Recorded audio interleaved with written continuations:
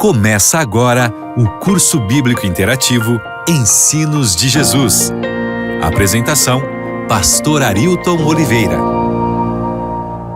Olá, queridos amigos ouvintes da Rádio Novo Tempo de Florianópolis. Que bom estarmos juntos mais uma vez para o nosso curso bíblico interativo. Hoje, sábado, 3 da tarde, nós temos sempre um encontro marcado para aprendermos mais da Palavra de Deus. 18 de março, tema nosso hoje, segundo tema, vamos estudar a respeito do santuário terrestre e de como todos os simbolismos, as festas, tudo apontava para Cristo e para seu ministério. Para esse estudo, estamos recebendo aqui nos estúdios da Rádio Novo Tempo de Florianópolis alguns amigos convidados. Eu começo aqui com o pastor Roberto, que é o diretor da ADRA Brasil e é o regional aqui, a região Santa Catarina. Tudo bem, pastor Roberto? Tudo bem, boa tarde, pastor, tudo bem?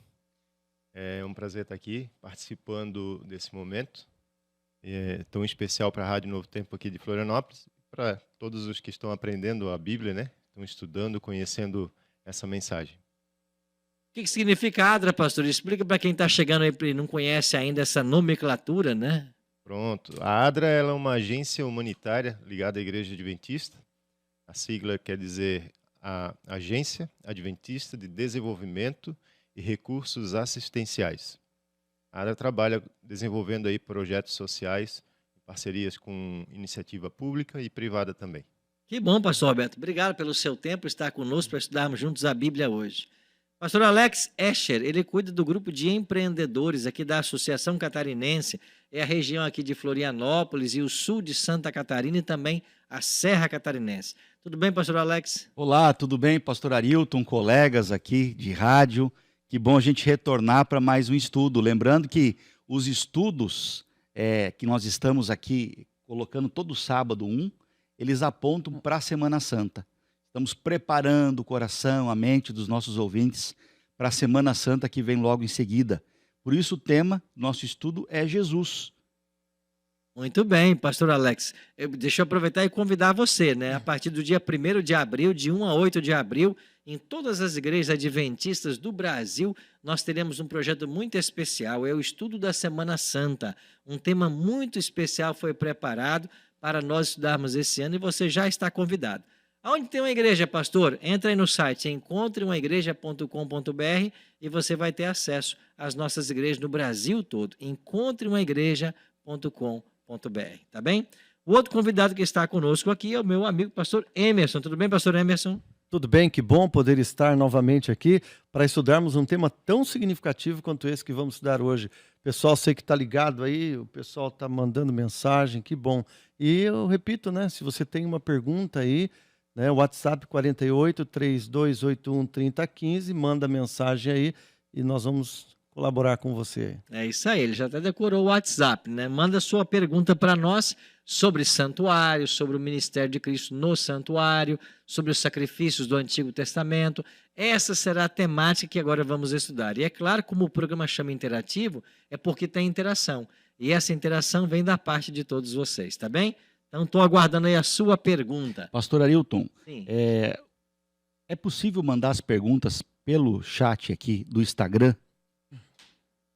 Também pode. Você que nos acompanha agora pode mandar também a sua pergunta aí para a gente vai colocar aqui também para serem respondidas, tá bem? Bom, hoje vamos então dar sequência aos nossos estudos e vamos começar falando sobre Jesus e o santuário terrestre. Esse é um tema muito especial. Pegue sua Bíblia e se junte a nós nesse momento de estudo e reflexão. Bom, você sabe que o santuário ele foi construído aqui na terra, não existe mais. Ele deu lugar ao templo, o templo foi destruído, mas ainda que isso seja uma coisa bem do passado, há lições preciosas para nós aprendermos. E hoje vamos tentar entender melhor esse assunto, tá bem? Bom, a salvação da humanidade não foi resultado de uma reflexão tardia. Deus não foi pego de surpresa com o pecado. Um plano já havia sido estabelecido lá na eternidade, caso o homem pecasse. E você sabe que, infelizmente, nossos primeiros pais, Adão e Eva, pecaram. Pastor Roberto, vamos começar então com o senhor. Após o pecado, Adão e Eva comeram lá do fruto proibido, né?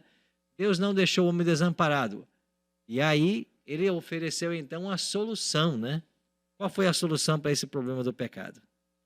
Vamos lá, pastor, vamos para a Bíblia, então, para nos ajudar com isso, né?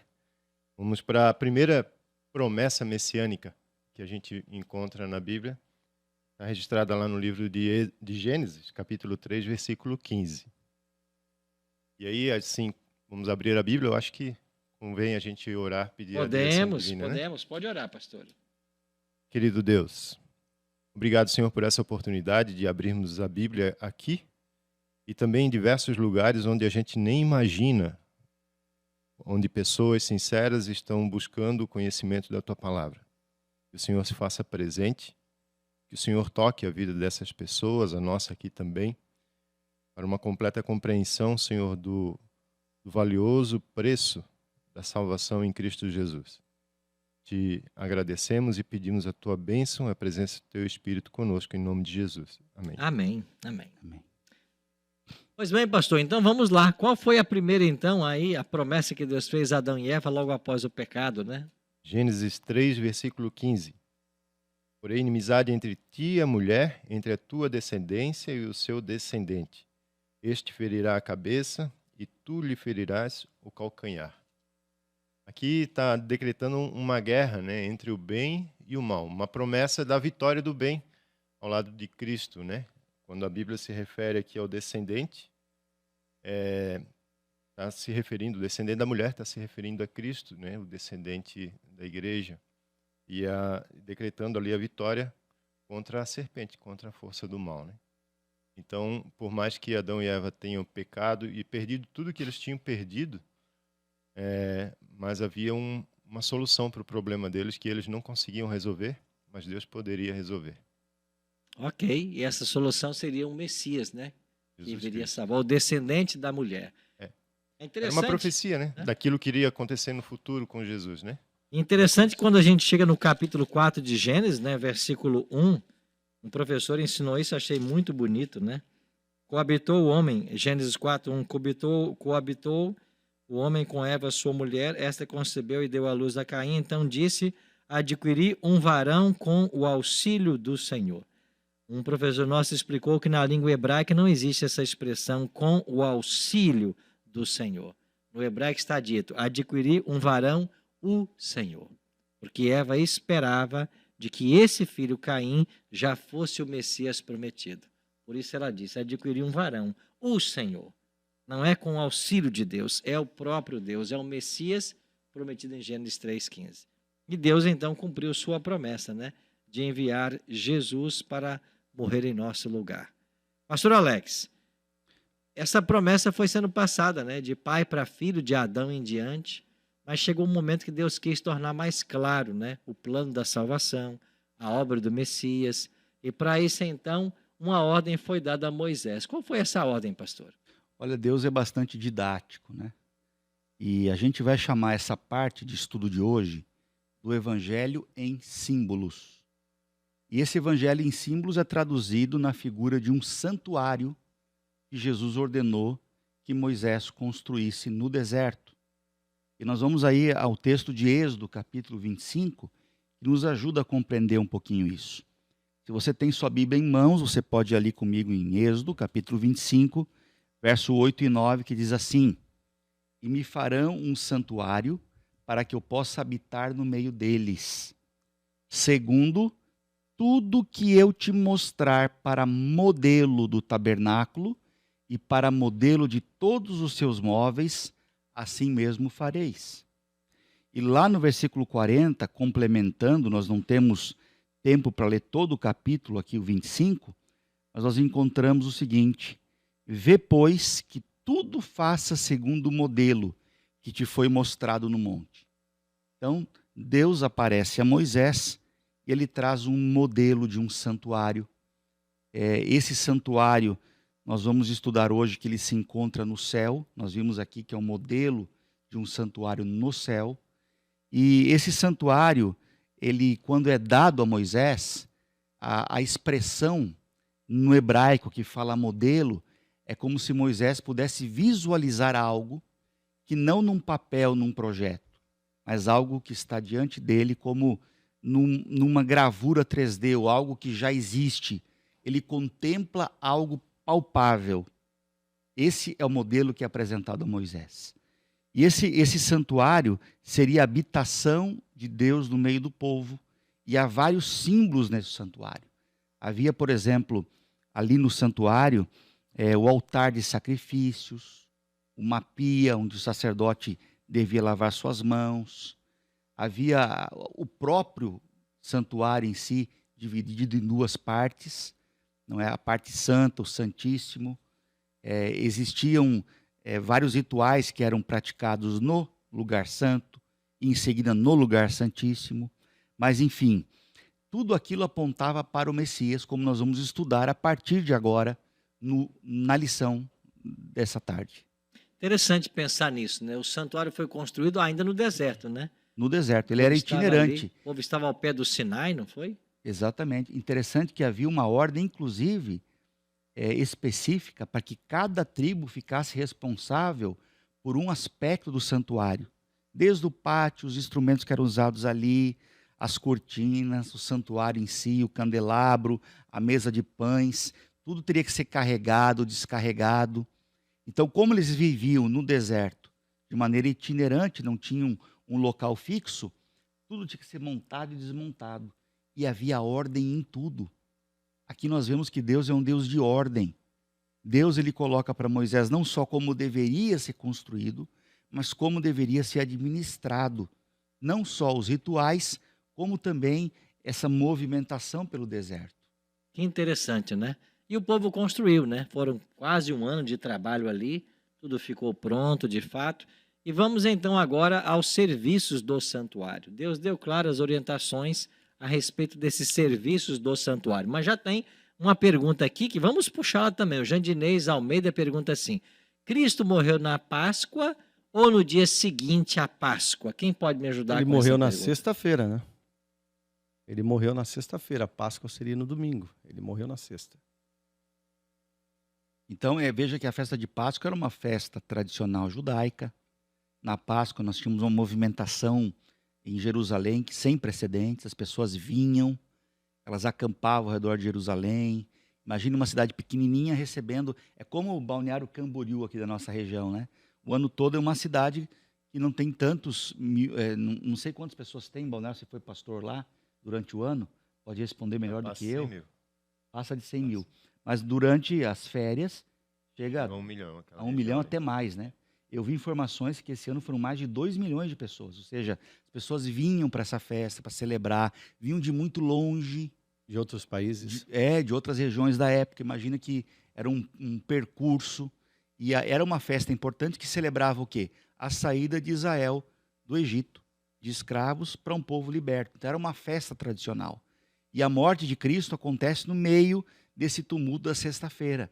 Havia o dia da preparação, a sexta-feira, depois o sábado, e a festa começava ali. Todos os preparativos eram feitos na sexta-feira. Nós, em algum momento, eu acho que não sei se no estudo de hoje ou em outro, vamos relembrar essa questão toda, né?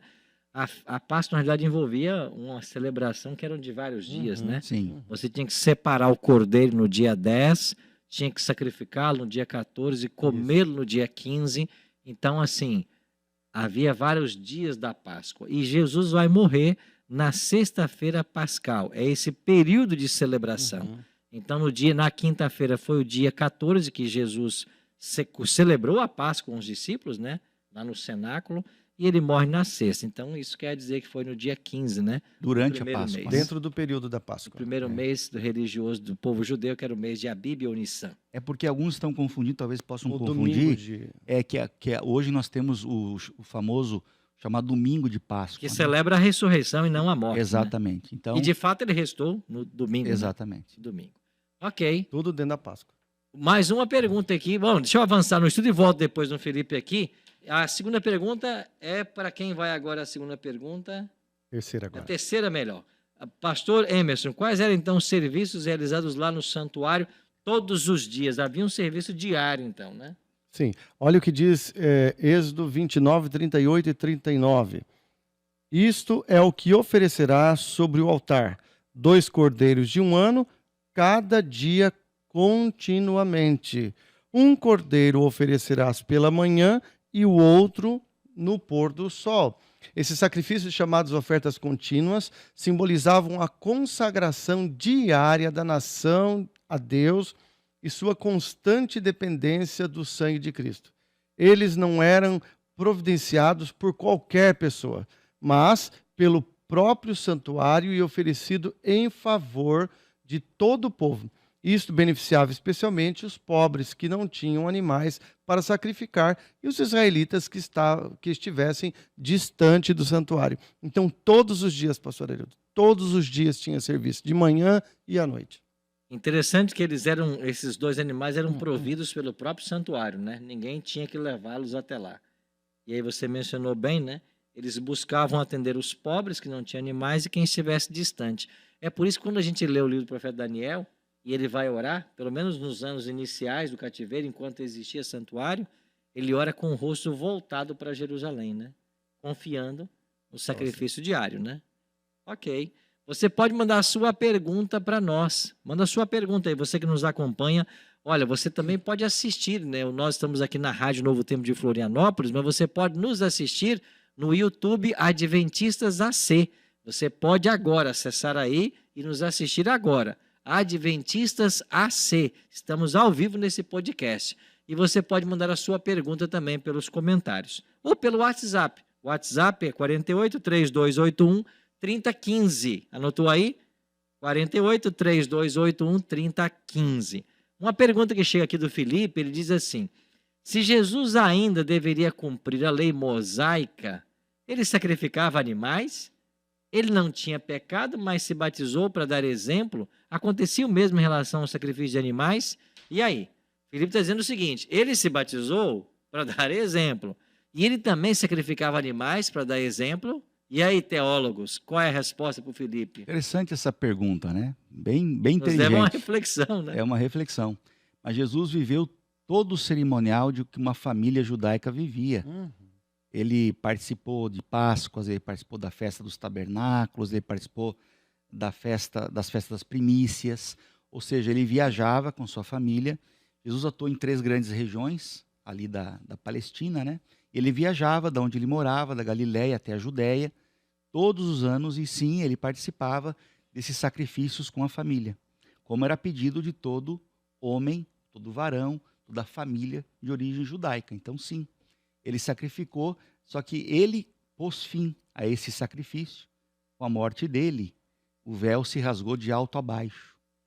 Então, ao mesmo tempo que ele participou até a morte dele, ele também pôs fim a esses sacrifícios, dando fim, né, ou cumprindo aquilo que estava predito para que fosse feito por ele. Ok. Respondendo aí ao Moisés, assim, o rapaz, Felipe, Felipe. não era uma lei mosaica.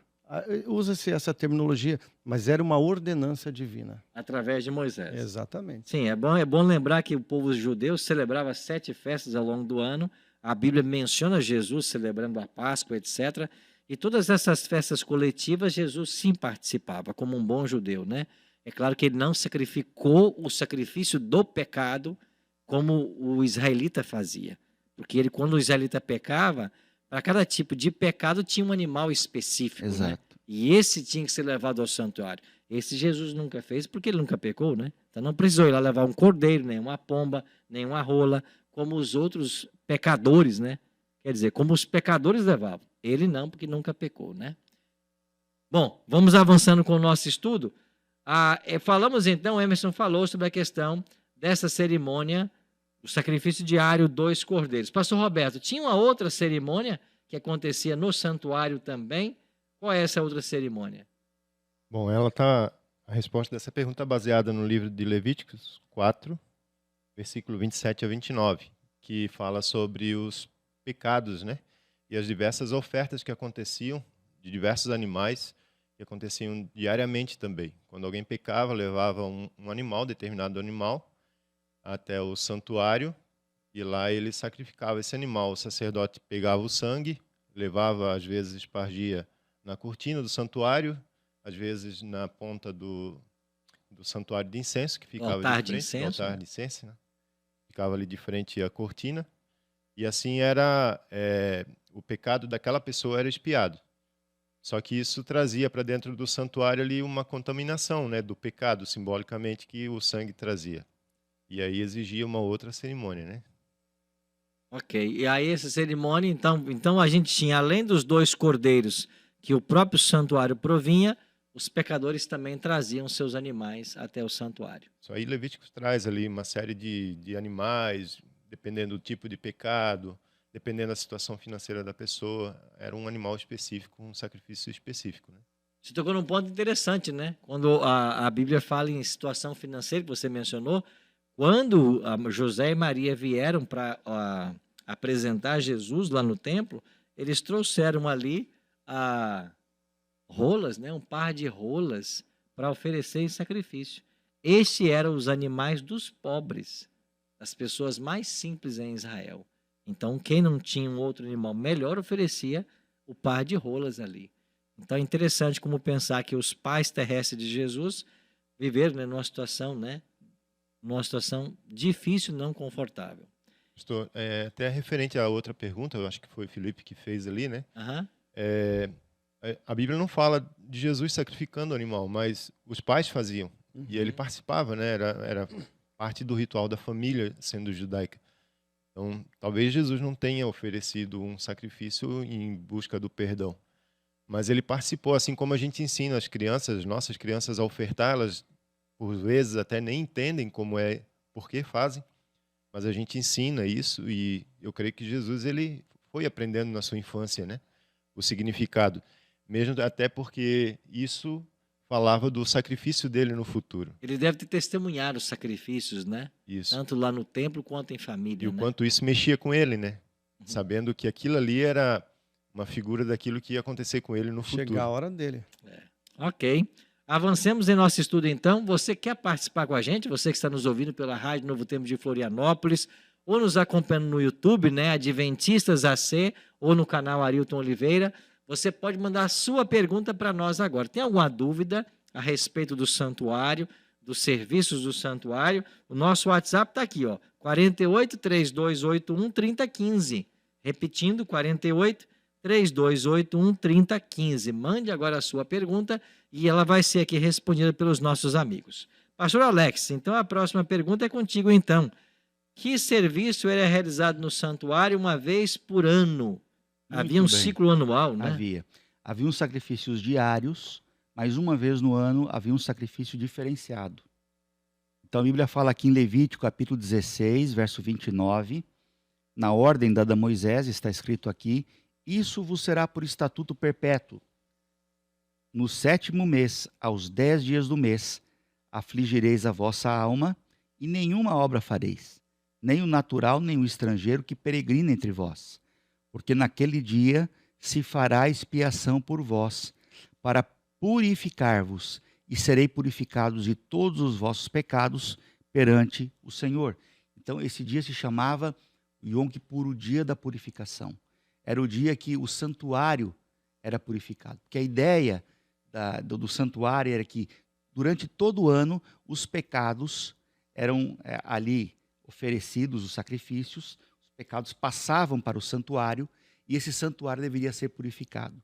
Então o sacerdote nesse dia especial tomava 2 bodes, um deles era sacrificado e o sangue desse bode sacrificado era aspergido sobre a cortina que separava o lugar santo do Santíssimo e aí sobre a Arca da Aliança.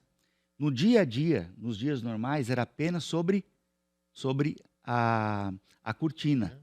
Naquele dia específico, um sacerdote, o sumo sacerdote, entrava no lugar santíssimo e fazia essa aspersão sobre o altar ali, sobre a Arca da Aliança.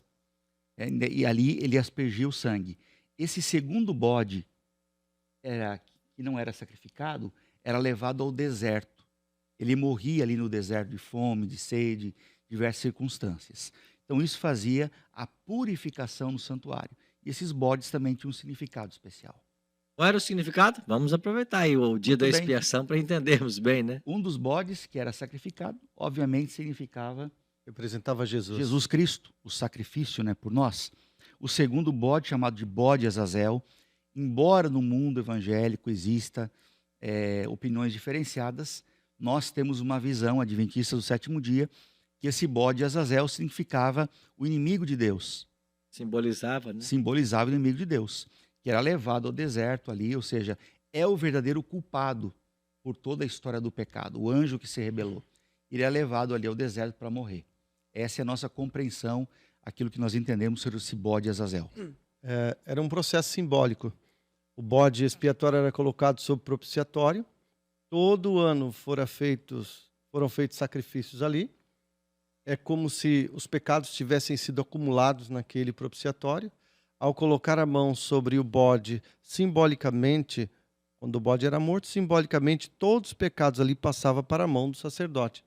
O sacerdote então colocava a mão sobre o bode Azazel, simbolicamente os pecados foram transferidos para ele. Então ele ia para o deserto, levado por um diácono, uma pessoa específica, lá ele ficava, morria. E simbolicamente terminou. Só que os pecados foram sendo acumulados, né, no grande propiciatório. E então, no tempo de Jesus, o grande propiciatório, o Monte da Caveira, lá o Cordeiro de Deus, o bode expiatório, morreu na cruz do Calvário e recebeu sobre si o pecado de toda a humanidade. Só que nesse caso já não foi mais simbólico, foi real, porque em seu sofrimento, antes da sua morte, ele suou e chorou gotas de sangue. Foi uma coisa assim difícil, que talvez humanamente, né, para nós seria insuportável, mas ele suportou. E tendo amado os seus, diz a Bíblia, amou-os até o fim e morreu naquela cruz. Então, essa cerimônia, o Santuário Celestial, ele dá uma compreensão muito clara da obra salvífica de Jesus Cristo. E de todo o conteúdo, ela tem todo o conteúdo que precisamos para entender esse aspecto da salvação. Olha que interessante perceber, né? E através disso o juiz era executado, né? Ou seja, nada passava despercebido, né? Pastor, e essa questão do bode emissário, bode Azazel, esse que morre no deserto, na minha visão dá para fazer um paralelo ali com os 1000 anos, né? Quando Satanás vai ficar ali durante 1000 anos no deserto, porque ele não vai ter quem tentar, e ao final desses 1000 anos ele é eliminado, né? É morto. É exatamente o que é ensinado no ritual do bode Azazel, né? Ele recebe a culpa, o pecado ali de toda a humanidade, de todas as eras, e é lançado no deserto, então, né? Então, acho que fica muito claro assim com toda a questão do santuário, tanto a vida de Jesus, o porquê da vida de Jesus, mas também fica muito claro todo o plano da redenção, né? Todo o grande conflito ali sendo desenrolado dentro da figura do santuário. Tudo tipificado lá pelos animais do santuário, né? Isso. Alguém até pergunta, o Marcelo Marques lança a pergunta aqui, né? Como Jesus é visto pelas diversas religiões existentes? Essa pergunta ela bem casa com o que a gente está falando agora, da simbologia dos dois bodes, né?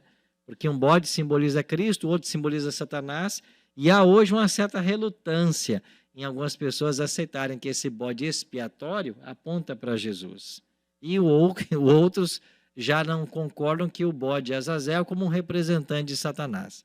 E aqueles que não concordam, eles apresentam o seguinte argumento, porque terminada a expiação lá do 10º dia do 7º mês, quando o sumo sacerdote saía, depois de ter entrado e saído várias vezes do compartimento santo, ele tinha que colocar a mão na cabeça do bode vivo.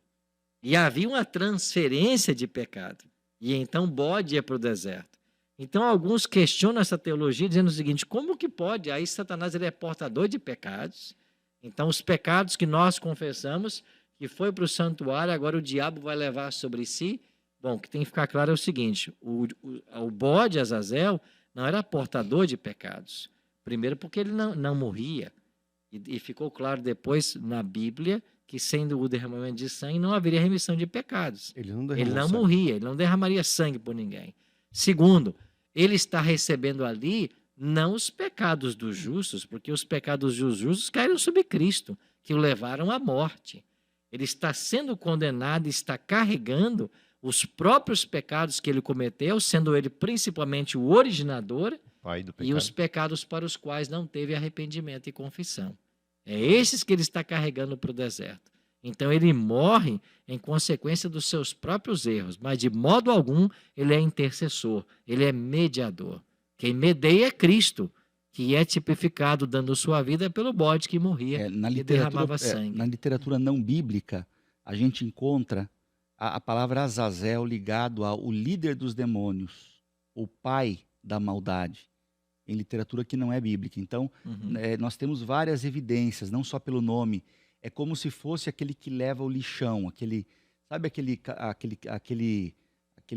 caminhão que vem buscar lixo diariamente na O frente carro da de casa da lixo gente, que o carro do passa lixo todo que dia, passa. né? É mais ou menos isso aí. Ele vai levar, e ali estão os pecados daqueles que não aceitaram Jesus como Salvador, que não aceitaram a mediação de Cristo. Olha só, esse ano todos, quanto for possível, receberão um exemplar do livro Grande Conflito. É um livro fascinante, é uma literatura fantástica, você pode lê-lo tranquilo. Um capítulo desse livro, falando desse aspecto, dando ali uma explicação, declara que nessa questão do ser Azazel de Satanás, no juízo de execução final, Satanás será lançado no lago de fogo e enxofre, junto com ele os anjos e também os ímpios. Malaquias diz que não ficará nem raiz nem ramos. Satanás a raiz, seus ramos, seus seguidores. Cada pessoa sofrerá naquele momento por seu pecado. Alguns queimarão em instantes, outros talvez demorarão um pouco mais. O último a ser queimado será Satanás. Ele terá que ser queimado por todos os seus pecados e pelos pecados que ele fez o povo de Deus cometer depois que estes aceitaram Jesus Cristo. Por isso, essa estratégia dele de querer afastar-nos dos caminhos de Jesus, porque quanto mais pessoas ele afasta do caminho de Jesus, isso vai diminuir a dor e o sofrimento dele e ele vai conseguir cravar o coração de Deus com tristeza. Então, se você quer beneficiar a obra da salvação, mantenha-se salvo. Isso aí. Bom, você pode participar com a gente mandando sua pergunta para o nosso WhatsApp 3281 3015, 3281 3015, DDD 48. Mande a sua pergunta agora e a gente responde ela aqui, tá bem? Lembrando que todos os sábados às 3 da tarde vamos estar juntos aqui na Rádio Novo Tempo, e você que nos acompanha aqui também no Adventistas AC, no canal no YouTube, para estudar a palavra de Deus. Nós queremos lembrar agora que tudo o que acontecia lá no santuário tipificava de uma obra que Cristo faria no futuro. É o que nós chamamos, né? Esses animais, essas leis, esses rituais, eles eram o antítipo, ou seja, eles vinham antes do tipo. Como diz Paulo em Hebreus, eles eram a sombra de uma realidade vindoura.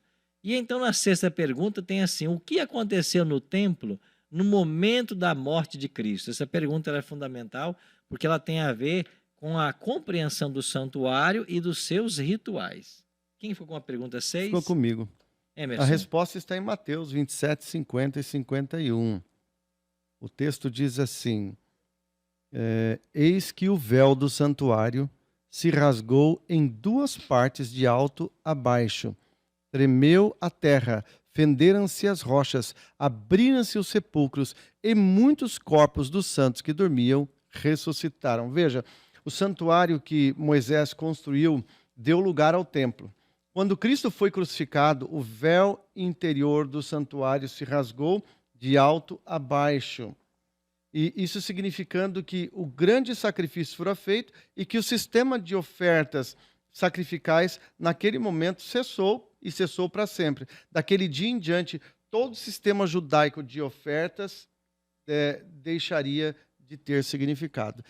Uma vez em Israel, visitando um local especial deles lá, a gente viu lá todos os utensílios do santuário e eles acreditam que em algum momento eles vão poder reconstruir o santuário e poderão voltar a sacrificar.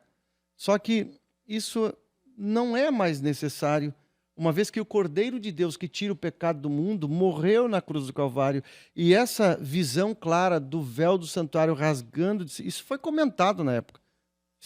Tornou-se fonte de literatura. Isso foi comentado, que o véu rasgou-se de cima e embaixo. Ou seja, Deus estava mostrando para eles com uma manifestação física ali, de que não precisa mais, acabou. Isso aí não significa mais nada. Agora, Cristo morreu e nós aceitamos o sacrifício. Interessante que hoje há no mundo religioso uma confusão, né? Entre essas leis cerimoniais que tiveram seu cumprimento em Cristo com a lei moral dos 10 mandamentos. Então a gente tem que entender que essas leis cerimoniais, elas se cumpriram em Jesus. E Jesus veio para isso, né? Para cumprir cada tipologia que era apresentada ali no santuário. Por isso que aquela hora eu falei, respondendo ao Felipe lá, Não é uma lei mosaica, é uma ordenância divina que ele escreveu, Moisés com tinta e pena, mas foi uma ordenância divina.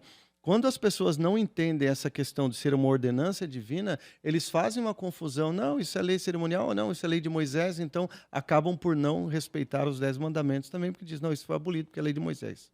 Ok.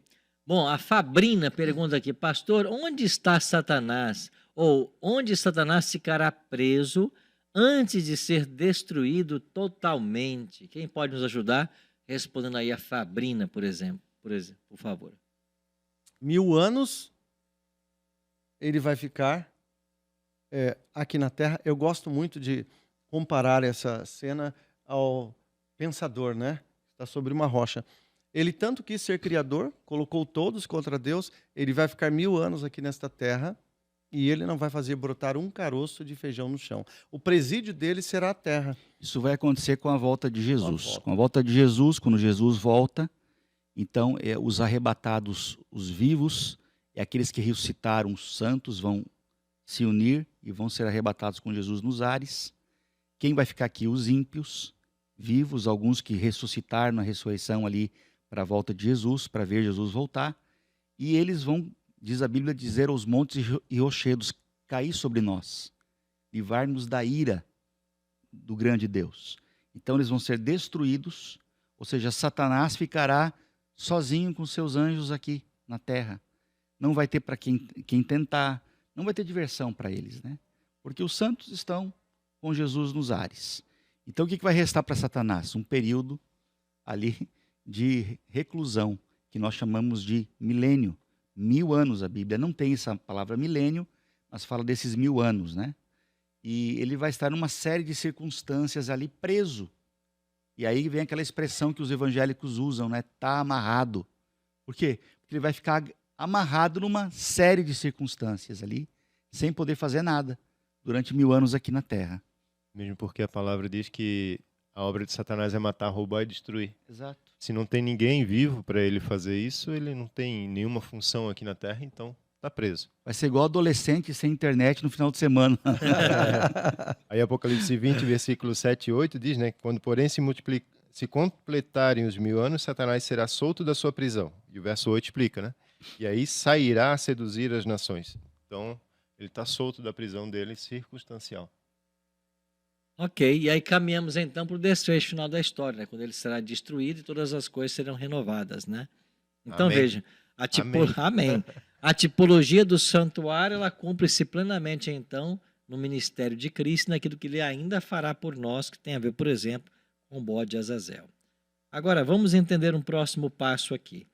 O povo de Israel tinha o tabernáculo mosaico, a tenda móvel, depois veio o templo de Salomão. Então, a religião centralizava-se no santuário e ali era o local onde eles obtinham perdão e salvação. O que aconteceu com essa tenda móvel, de que depois deu lugar ao templo e com o templo? E aí, nós não falamos um pouquinho dessa história, né? Porque na cruz o véu se rasga. Mas e aí? E esse templo do qual o véu rasgou? O que aconteceu em seguida? Qual foi o fim desse templo? Esse templo foi, nós chamamos ali, esse templo do rei Herodes, né? Do Herodes. Como era chamado, o segundo templo. Ele foi destruído por ocasião do ano 70. Os romanos destruíram ali, invadiram Jerusalém. Jesus havia precavido os cristãos que haveria essa conquista do Império Romano sobre Jerusalém, essa batalha contra eles. Está ali em Mateus 24, né, quando ele fala, 25, o princípio das dores. E então os prédios, digamos assim, a estrutura física do santuário foi completamente destruída. Hoje nós temos ali em Jerusalém, no local onde estava o santuário, nós temos uma mesquita. A segunda mais importante mesquita, né, dos muçulmanos. O que restou para o povo judeu foi aquele muro chamado Muro das Lamentações, que é um pedacinho do que ainda está de pé do templo de Jesus, ali do templo de Herodes. É onde eles vão ali, fazem as orações, exercem sua espiritualidade. Mas aquele templo ele foi destruído completamente, não existe. Não é esse que o véu foi rasgado. Agora, se não existe mais, como é que funciona então, pastor Roberto? Nossa salvação, o nosso perdão. A gente vai aonde agora em busca desse perdão? Pois é, pastor, eu estava aqui ouvindo o pastor Alex falar, e eu penso que o ponto auge de toda mudança, acho que não mudança, mas de chegar ao objetivo final, foi quando o véu se partiu, né? Me corrija se eu estiver errado, mas até onde eu sei, o véu tinha cerca de 6 centímetros de espessura. Não sei se vocês já ouviram falar sobre isso. Então era um tecido muito grosso, quase Possível que mãos impossível. humanas rasgassem, né? E a Bíblia diz que foi rasgado de alto a baixo. Ali ficou bem claro da parte de Deus, né? Foi Ele mesmo que determinou toda a construção do santuário, os simbolismos voltado para Cristo. E foi Ele mesmo que determinou ali, agora vocês não precisam mais disso, porque agora vocês têm o Filho. Vocês têm Jesus, para que vocês possam adquirir a salvação. Então, Hebreus, agora no capítulo 9, versículo 11, diz que quando, porém, veio Cristo como sumo sacerdote dos bens já realizados, mediante o maior e mais perfeito tabernáculo, não feitos por mãos, quer dizer, não desta criação, não por meio de sangue de bodes e de bezerros, mas pelo seu próprio sangue, entrou no Santo dos Santos uma vez por todas, tendo obtido eterna redenção. Então agora não é mais, nunca foi na verdade, né? Uhum. Não o sangue de animais, de cordeiros que dá a remissão do pecado, mas era o ato. Simbolismo, né? Era um simbolismo.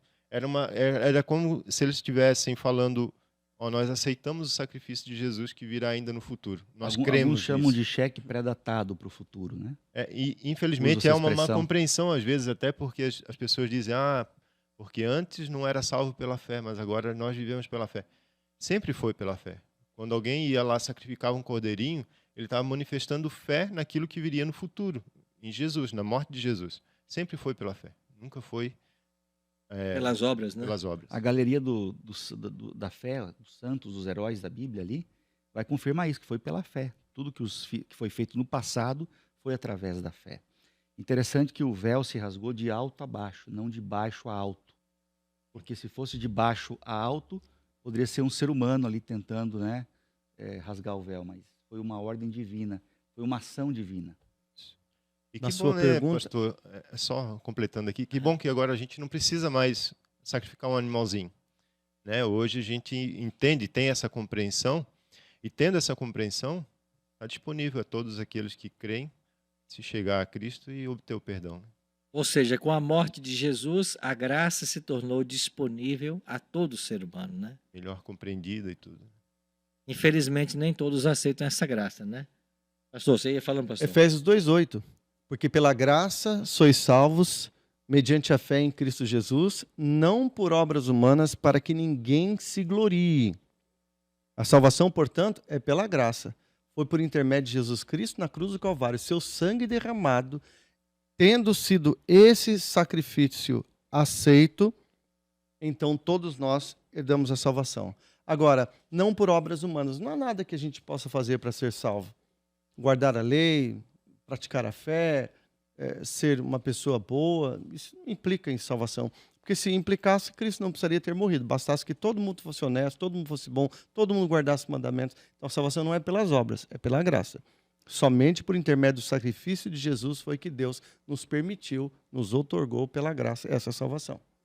Os desobedientes, com certeza, também não continuarão salvos. Porque você é salvo em Jesus Cristo, e aí você passa a crescer nessa graça através da obediência à sua lei, à comunhão e a todas as doutrinas que ele solicita que nós obedeçamos para nosso bem, né? Olha que interessante que Paulo falou aos Hebreus no capítulo 8, de verso 1 a 5.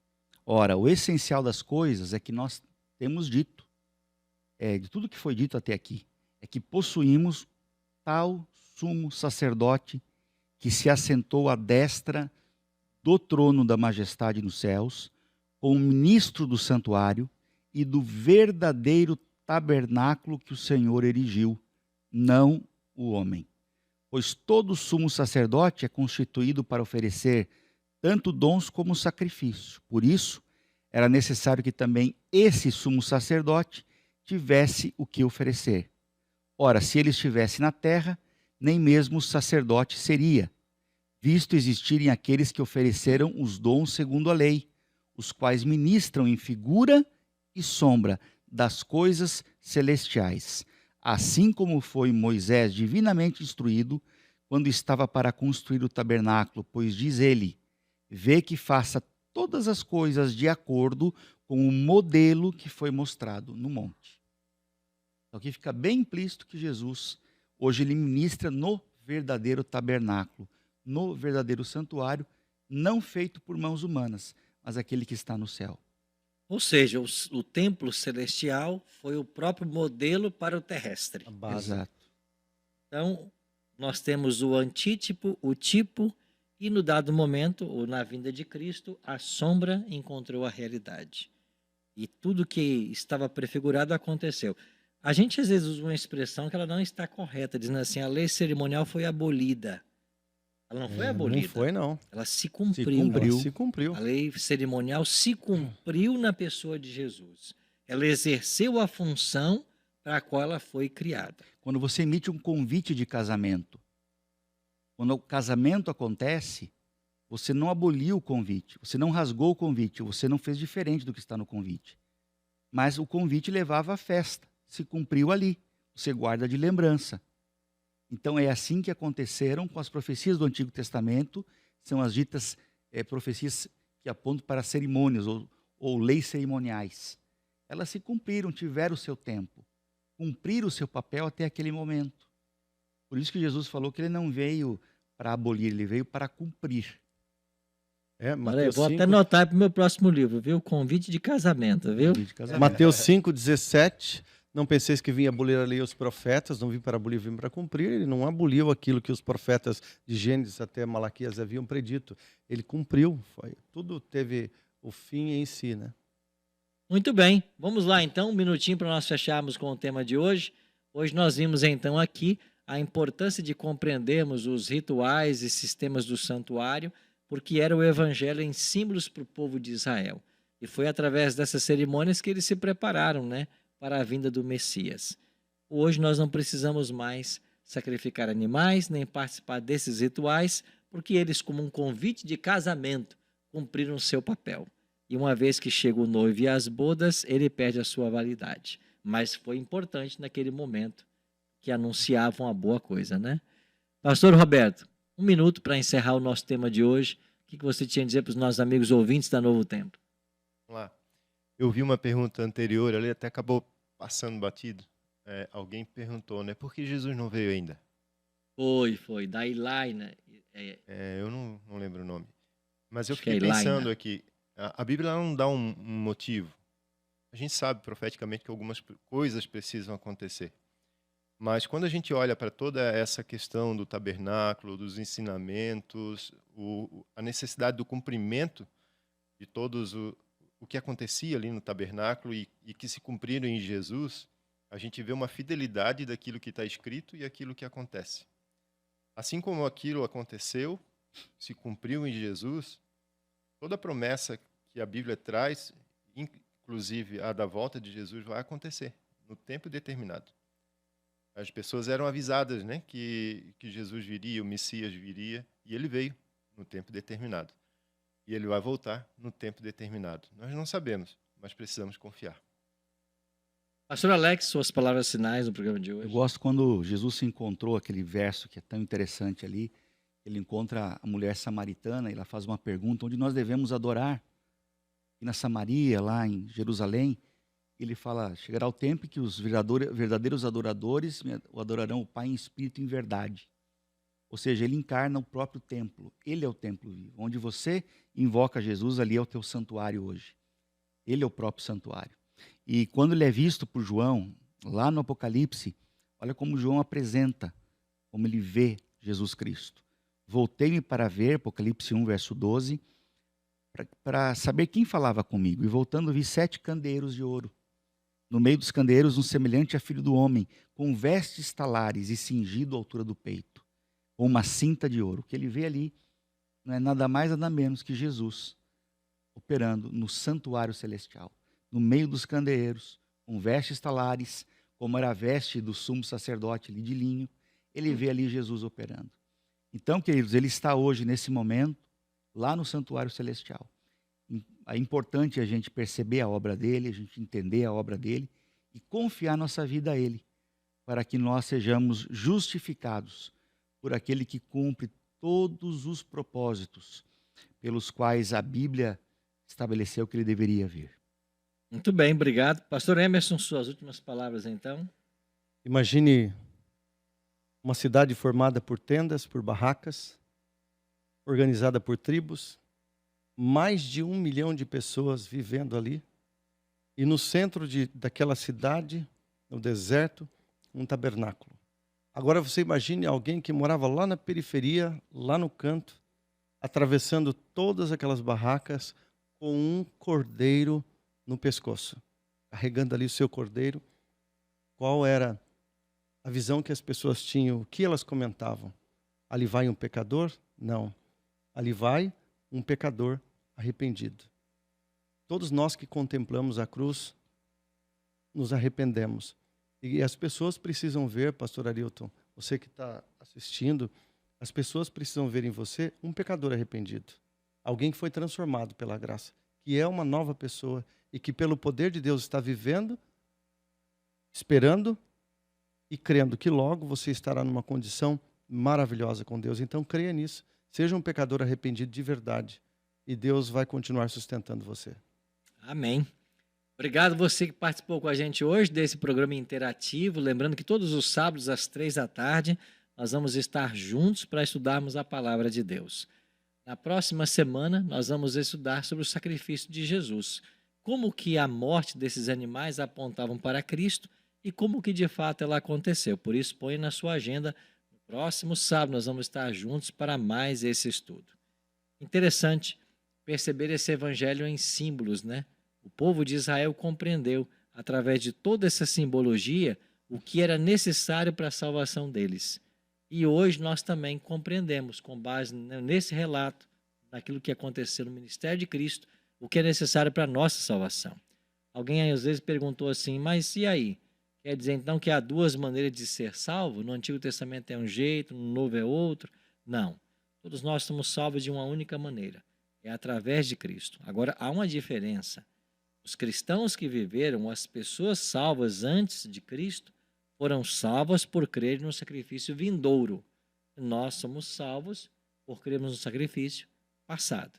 Essa é a diferença. Eles exerceram fé em algo que ainda aconteceria. Nós exercemos fé em algo que já aconteceu. Mas o caminho de salvação sempre é o mesmo, é Cristo Jesus. Quer aprender mais sobre a Bíblia? Anota a nossa plataforma aí, bibliamais.com.br. Acesse agora bibliamais.com.br. Acesse, escolha um dos nossos estudos e faça gratuitamente, tá bem? Vamos encerrar nosso programa com uma oração?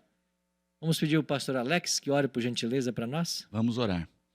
Querido Deus, muito obrigado pelo estudo de hoje. Te agradecemos pela compreensão que tivemos aqui desse assunto e possamos aplicá-la à nossa vida.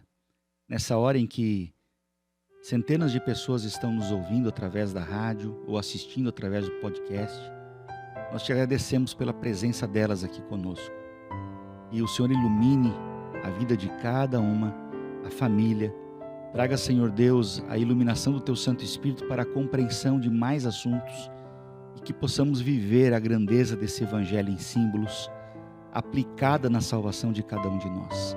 Te agradecemos por tudo, Pai, em nome de Jesus. Amém. Amém. Amém. Muito obrigado, amigos, pela presença de vocês hoje. Nunca se esqueça, Jesus prometeu que viria e veio. Ele prometeu que morreria e morreu. Ele prometeu que ressuscitaria e ressuscitou. Ele prometeu que vai voltar. Espere. A gente se vê próximo sábado às 15h.